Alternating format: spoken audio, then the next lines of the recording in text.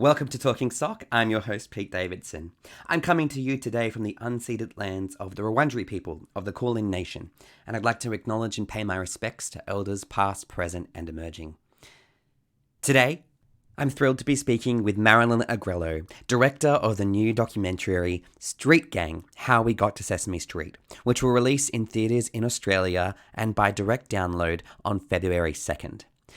My interview with Marilyn was simply profound. I have never spoken to a director who has not only worked on Sesame Street, but has had the job of archiving 20 years of its beginnings.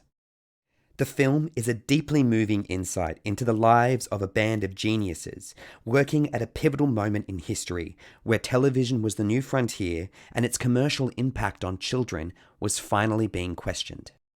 The foundation for what became the Children's Television Workshop were laid, pioneered by Joan Gans Cooney, director John Stone, and Jim Henson. The workshop embarked on a project to make children's television educational. Here's a short clip from the film. So we hired Joan to do a feasibility study.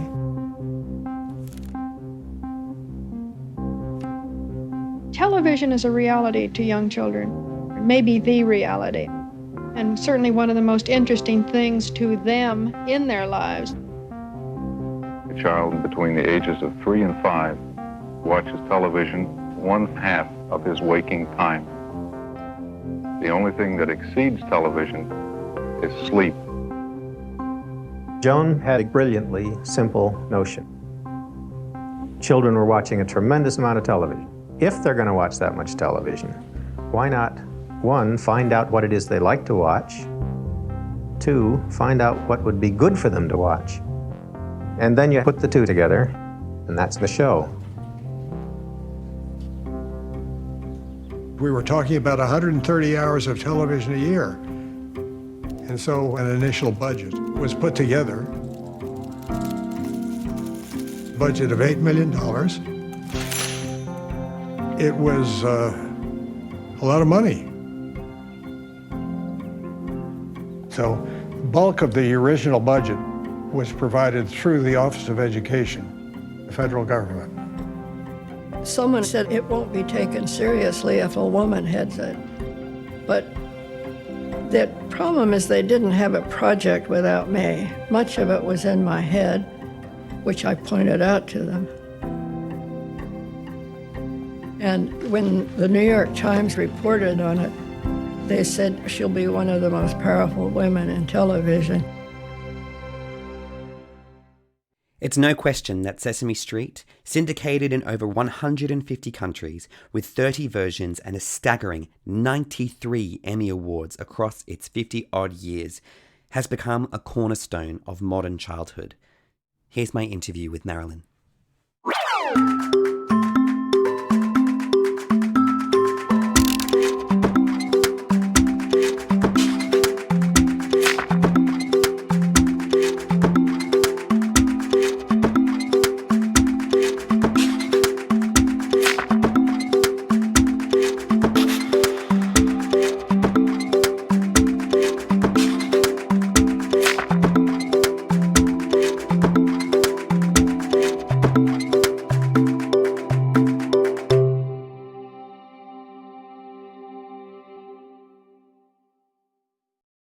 Marilyn, hi there. It's an honor to have you on our show, and thank you so much for speaking today on this crazy bus schedule timetable.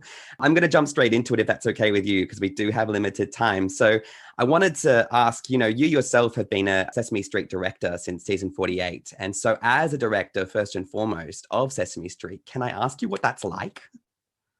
Oh my God. The first time I walked into the set to direct actual Muppets it was unbelievable to see everything that's going on underneath what you actually see on the monitors, and to see how they work and how they're looking down. The puppeteers, they're seeing everything backwards and they're looking down and they're actually planning their moves around each other. It's astounding on so many levels. And to be there directing them, I have done it now quite a few times. I just did something with Elmo just about 2 weeks ago. And it's amazing every time to work with them, I have to say. One thing that we do on this podcast is we actually ask the first question, which is why puppets? And I'm going to ask you the same question, if that's okay, because this is a puppetry podcast. We get right into the nitty gritty of it. So what for you do puppets do? Why puppets, Marilyn? Puppets are fantastic because they're like animals in a way.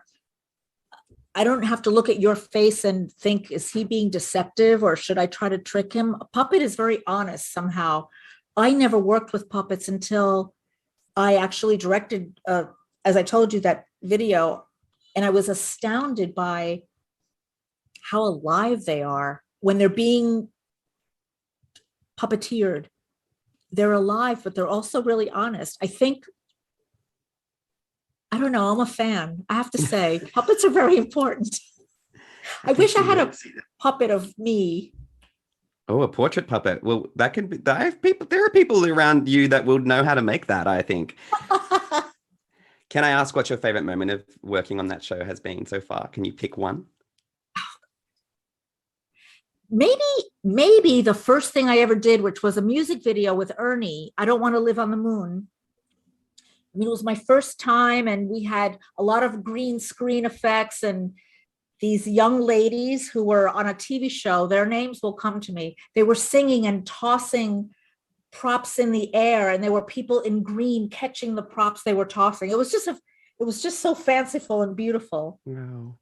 Wow, that's incredible. We're here today to promote the theatrical release of the new documentary Street Gang, How We Got to Sesame Street, which will drop on February 2nd. Now, as a director of Sesame Street, I would really like to ask you, you're no stranger to documentary, but what's it like going from directing Sesame Street to then switching gears and trying to encapsulate the tone of Sesame Street's first 20 years in just a few hours? Can you walk us through that process? Yes, the most helpful thing for me was to completely separate the two. And when I direct segments for Sesame Street, a director on Sesame Street typically doesn't direct a whole episode, but rather segments. Gotcha. And it'll be a Muppet segment or something, 2 or 3 minute pieces that fit together modularly to create the show, which is fantastic. And to then take on the task of telling the story of the origins of Sesame Street, it was frankly very, very useful to just separate the two completely. To me, that story is a story about Sesame Street, but it's really a story about this little group of geniuses that banded together, at a very, very special moment in time in the US when all this turmoil was in the air and there were protests in the streets and the Vietnam War was happening and the civil rights movement. And they said, we're going to make a change. We're going to make a change, and we're going to reach Black and brown kids, and we're going to try to give them the same shot at getting an education as white kids get. And they made all these observations about television and what kids like to watch on TV and what sticks to them. And they realized what sticks are commercial jingles, these little songs. I still remember from my childhood, all those commercials that were on. I can sing you all those songs. And once they made that realization, they started to craft what would become these segments that they were going to create for this fledgling show. And of course, the most important step was, and the most fortuitous step that they took, was to bring in Jim Henson and Jim Henson's Muppets, that changed the game so dramatically and brought such magic to this project. I mean, to this day, we're still talking about the Muppets as though they're, I don't know, fresh, magical beings that have affected all our lives. We love them so much. It's really quite something. So for me, it was a story about that, a story about this group of people and what they brought to the table, how they changed the world and how they changed our lives. Absolutely. And you're touching there on something that I wanted to ask you about, which was what struck me was how the film really takes audiences through quite a heartfelt and emotional journey. And we linger on the creatives and the challenges of the show, the hours that they put in, the sacrifices their families made because of those hours. We linger on the death of Will Lee, who played Mr. Hooper. We have these beautiful songs with interviews with Carol Spinney and Joe Raposo. How did you capture the show's emotional center and construct that depth? Because I think that's an amazing skill. And to a show that so many people would think is such a lighthearted thing, you know, you've really brought the humanity to that show. And it's really a show for adults. Yes, thank you so much for making all those observations, because you have hit on exactly what my goal was in making this film. You know, if we wanted to enjoy those first few decades of Sesame Street, which are so delicious, and so the humor is so fantastic, we can go to YouTube and look for classic episodes, and we can find quite a lot of the amazing humor of the Muppets and all of that. But what I wanted to do with this film was really reveal all of this stuff that we don't know about Sesame Street. None of us, the producers, Trevor Crafts, who optioned the book and hired me to direct this film, he was a super fan since early childhood. And he had never heard of John Stone, for example. And when you talk about the emotional core of the film, that's John Stone. Yeah. And the decision was made very early on to craft the film around three main characters. Joan Gans Cooney, who was this wonderful young documentary producer in the 60s, which was very rare in television, who got this idea to use the methods of advertising to teach. Sesame Street was really her creation.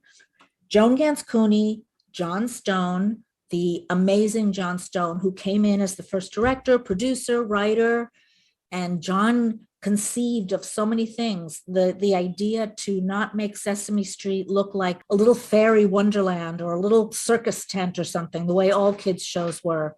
He made it look like a street in Harlem. Yeah. He wanted it to look like the kids he wanted to reach. And finally, of course, Jim Henson, who brought the Muppets and the magic. And so in that way, it gave it some structure. And then the second big decision was to limit the scope of the story to just the first 20 years, really. That must have been brutal.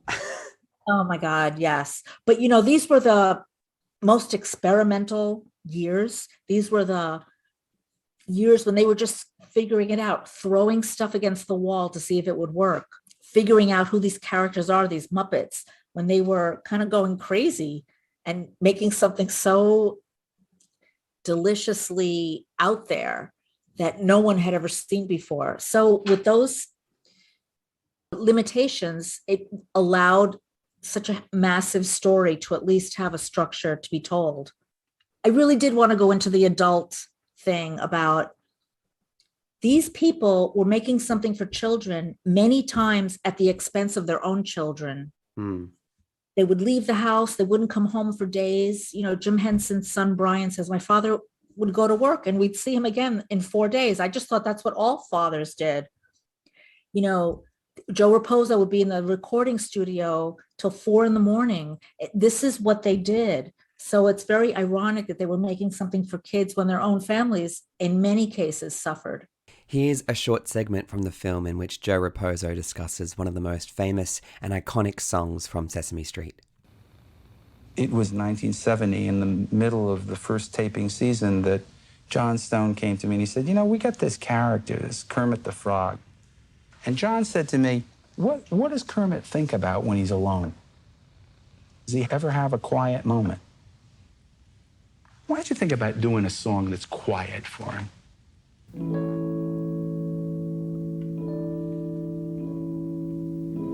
I was at my desk, and I was thinking about the frog, and about the swamp, and the log, and what his life was like alone, and what did he actually think of himself. And I mean like a shot. I mean, without thinking twice, I put my hands down on a B-flat chord, this whole song just unfolded by itself.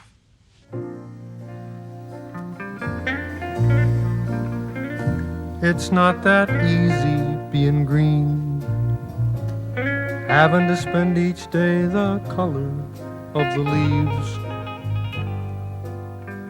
when I think it could be nicer being red or yellow or gold or something much more colorful like that. It's not easy being green. Seems you blend in with so many other ordinary things, and people tend to pass you over because you're not standing out like flashy sparkles in the water or stars in the sky. It's not easy being green with Kermit the Frog. But green's the color of spring. So many things in this one song. I mean, this is a profound song. And green could be big like an ocean, or important like a mountain, or tall like a tree. And I remember thinking, are they singing about what I think they're singing about? Of course they were singing about race. But they were also singing about being down in the dumps because you're a little green frog. Some kids just thought it was about a little green puppet, and other kids thought about maybe it was something else. Yeah. Hey, you know something? I'm tired now. I think I'm gonna go on a coffee break. Would you do me a favor? Answer the teléfono for me? And if they don't speak English, diles en español. It was very difficult at that time to find meaningful work as Latino actors, I don't remember ever reading for any kind of a positive character. The only roles that I could find were gang members or drug addicts. I realized I had gotten a role on television that was the role of a Latino, Mexican-American, who was like a regular person. Hey, Mac, you got a mango? He was part of the neighborhood. He had his own business. Maria, I gotta go out for a few minutes. It was a role that hadn't been shown before. And now you think about what legacy that has held. It really was a sacrifice for the sake of millions and millions of children over generations. It is something. It really is. Can I ask you, what was your favorite interview? Because you interviewed a lot of the guests and features yourself. Who was your favorite interview in that project? That is such an interesting question. Okay, I'm going to choose Chris Surf. Oh my God, amazing. Chris he wrote songs. He wrote a lot of parody songs that sound just like real songs that are out there in the world, but with different lyrics. He wrote comedy. He's such a delightful person. Here's a guy that's, I guess Chris is about 80 years old, and he has the spirit of a 25-year-old. He is so full of energy and so funny. And when he sat at the piano and played Letter B, I mean, that was the most delightful thing I've ever done in an interview, honestly. I would like to ask you as well, I appreciate as a puppeteer what you've mentioned before about all the behind the scenes footage, which really shows audiences what a set built for puppets and puppeteers looks like. And the dynamic of working on a show like Sesame Street, what that was to be between Frank Oz and Jim Henson when they did Bert and Ernie, that joy and that experimentation. But when I think about the task of combing through all that archival footage, even in that first 20 years, that's still 20 years of footage. The mind boggles. Just how did you really edit this down and get it to this incredible message that you've portrayed here? Not easily. As you can imagine, just the footage from the show itself was so much. And how do you choose between this Bert and Ernie moment and that one? Impossible. I mean, amazing to get paid to sit and watch this stuff. One thing that happened is early on, someone told me, you need to find a guy named Victor DiNapoli. Victor DiNapoli had been a crew member on Sesame Street in the late 70s and early 80s. And Victor, I believe, was an art director, and he wanted to make a documentary about the behind the scenes of Sesame Street. And Victor shot like 15 hours of beautiful 16 millimeter footage.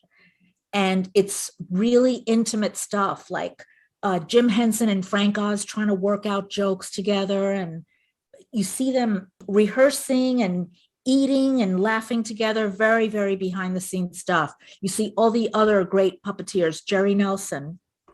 I mean, incredible stuff. And everyone that he captured on camera was so at ease because Victor was part of the crew. Yeah. So it was all so familiar and easy. And he interviewed Jim Henson. All of the interview footage, virtually all of it, of John Stone is from Victor's footage. So all of that footage became available to us, which was like, as you can imagine. Goldmine. Yeah. Absolutely. Here's Chris Surf and cameraman Frank Biondo talking about being on the set of Sesame Street and featuring some of Victor DiNapoli's footage. One of the great things about being part of Sesame was seeing what happened when a take went wrong. I have paint on my nose. Yeah, that's right. Okay. Is that better? No! You're permanently scarred for life! The puppeteers would just keep going, and they would do all the things that we could never possibly do on television. Oh, say, Frog, what? Have you ever wondered what it would like to be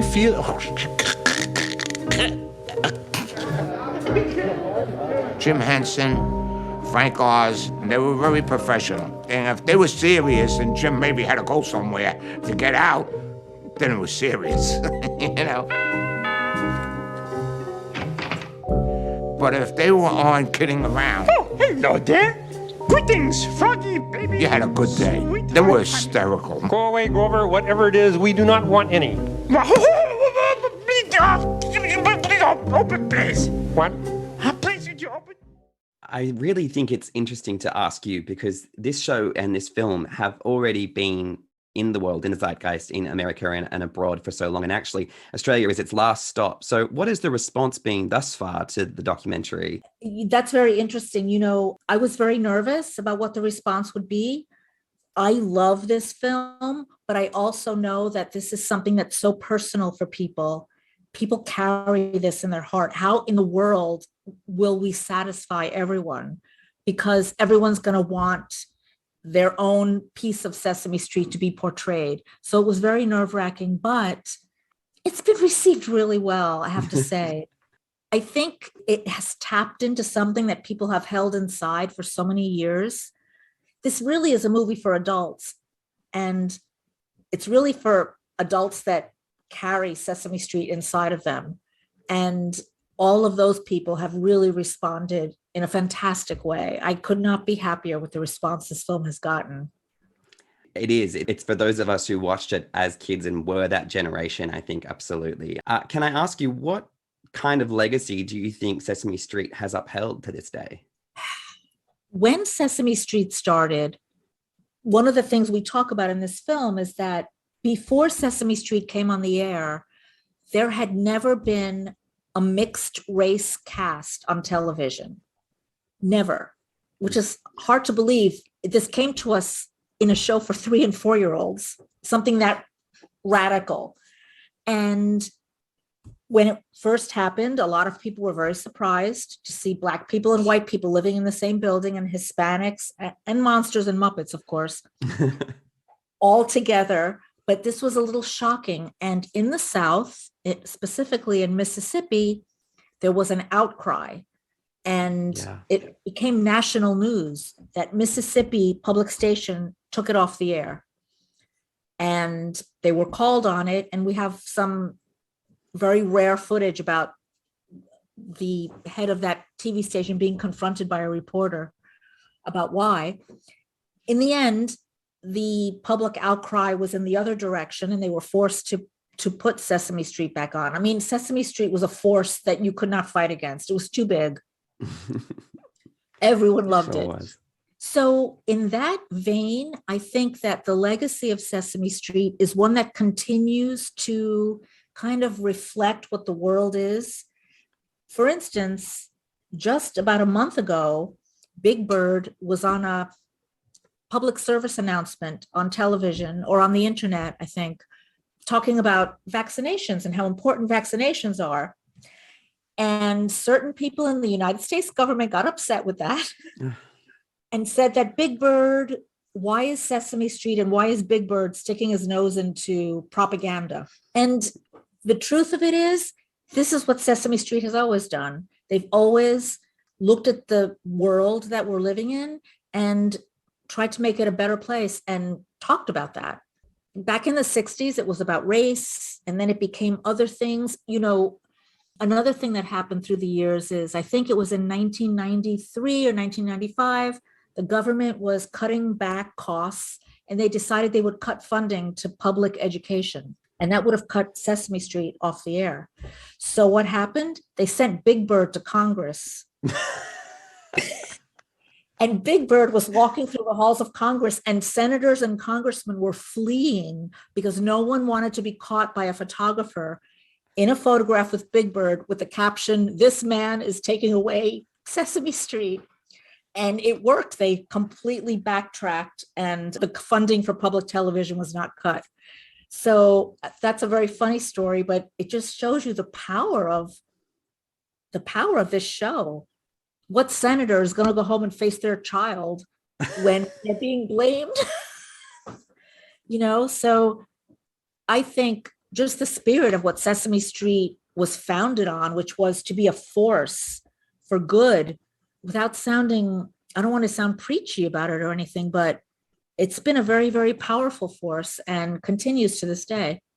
So, Marilyn, I got last question. This is being dropped on February 2nd. What can Australian audiences expect from Street Gang, How We Got to Sesame Street? First of all, I'm so delighted and excited that it's going to be in Australia. I only wish I could be there too. Why is this pandemic happening now? But I hope that people see this film and are moved by it. I hope they learn something they did not know. My aim was to make a film about a subject that everyone thinks they know very well and surprise them with all that they didn't know. And I also want people to understand or to reflect on the fact that look at how creativity and art can change the world. It just can. And, through these people that started Sesame Street, through very low-tech things, these little puppets made out of cloth, their little animations and their little songs, they kind of changed the world. And I think right now the world can use a little changing again. So maybe it's a good time to be reminded of that. It sure is. Here's the trailer for Street Gang, How We Got to Sesame Street. What do you think makes Sesame Street so appealing to kids? Sesame Street is immortal. Sunny day, there were a lot of shows that really talked down to kids. This was an experiment. We were trying new things. It had to be entertaining and it was going to teach at the same time. But I don't think any of us sat there thinking, oh my God, we're changing the world. Our target audience were inner city children. I wanted a realistic set. It's a real street in a real neighborhood. They had ideas and concepts and behaviors that were just off the wall, and they were allowed to do it. And the Muppets are unquestionably the stars of the show. How many lines do you have? Three. Well, try to get the first one better. I had become intellectually and spiritually involved with the civil rights movement. Those were revolutionary times. Because of the diversity of the cast that was unheard of.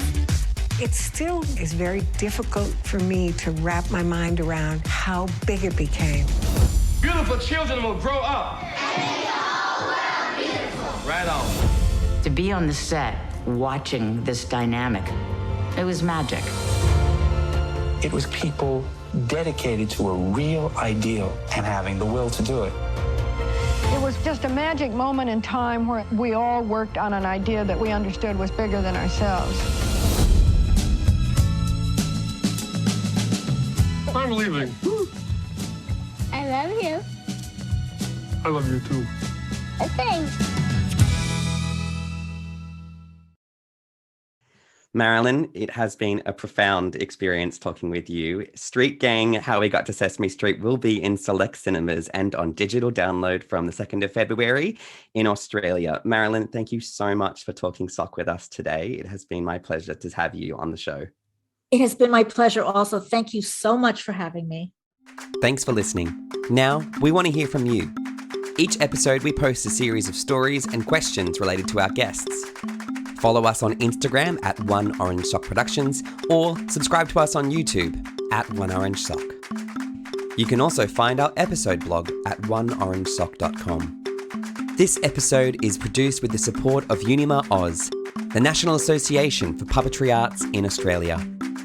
Our title music is composed by Elizabeth Maniscalco and our cover art is by Chad Barnier. Without them, this podcast could not be possible. Special thanks go to Carly Cadigan, Kei Usugi, and NIXCO for making this episode a reality. Stay tuned. We'll be back soon with another great episode of Talking Sock.